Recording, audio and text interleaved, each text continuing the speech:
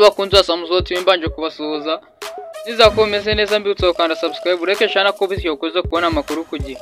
Rero Nyamasheke abaturage bafite inyota y'ifaranga bituma ababyeyi batita ku mirire y'abana. Ababyeyi mu karere ka Nyamasheke bavuga ko hari bagenzi babo bagurisha ibyari kugaburira abana bigatuma muri aka karere hagaragara umubare munini w'abana bafite imirire mibi. Ibi byatangajwe kuwa gatanu tariki 25 Ukwakira 2024 ubwo mu karere ka Nyamasheke hizizwaga umunsi mpuzamahanga w'ibiribwa. Abo babyeyi bagaragaza ko muri aka karere hari ibyo kurya bihagije byaba ibikomoka ku buhinzi ndetse n'ibikomoka ku matungo cyane ku baturiye ikiyaga cya Kivu.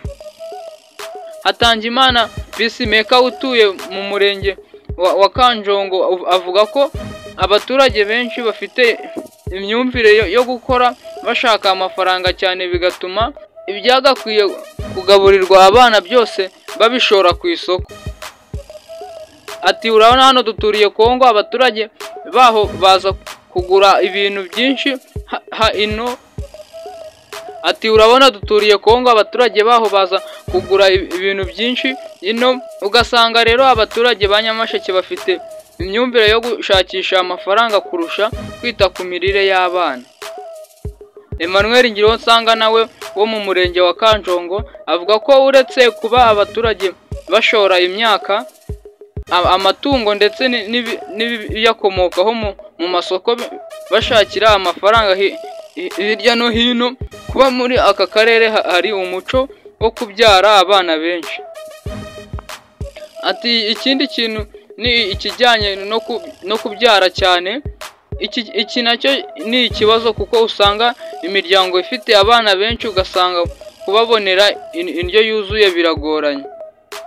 Icyo abatuye muri aka karere basanga cyaba igisubizo ngo ni ukwigisha abaturage ko bakwiye gushyira imbere imirire y'abana babo kuko ibyo kurya bibatunze muri aka karere. Minisitiri w'Ubuhinzi n'Ubworozi Dr. Maka Cyubahiro Babagabe nawe yagaragaje ko muri aka karere ka Nyamasheke hari ibyo kurya bihagije, agaragaza imyumvire ikiri hasi nk'intandaro y'igwingira rigaragara mu bana.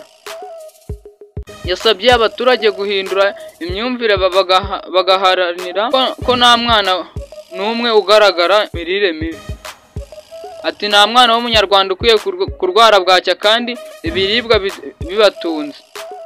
Ntabwo turi igihugu gitunzwe n'imfashanyo, ibiribwa birahari. Uyu munsi ni uko ubona ibiribwa bihagije ari uburenganzira bwa buri munyarwanda. Arongera ati tuzakomeza gukora ibishoboka byose kugira ngo hagerweho kwihaza ku biribwa 100%.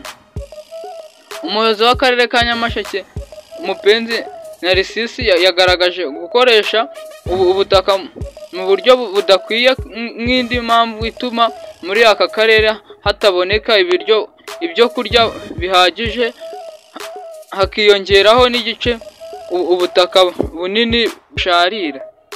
Abaturage 14 bagabiwe inka mu rwego rwo kunoza imirire myiza. Imibare igaragaza ko mu karere ka Nyamasheke 36% by'abaturage bose batabasha kubona ibyo kurya bihagije mu gihe ku rwego rw'igihugu imirire iri ku kigero cya 22%. Imibare kandi igaragaza ko 38% by'abana bari munsi y'imyaka 5 mu karere ka Nyamasheke bafite ikibazo cy'igwingira mu gihe ku rwego rw'igihugu igipimo kigeze kuri 33%. Renga kama kunagiza gutya kucyasa Samuzoti mbutso kandi subscribe ureke shana comment yamukubize kubona amakuru ku gihe. Thank you.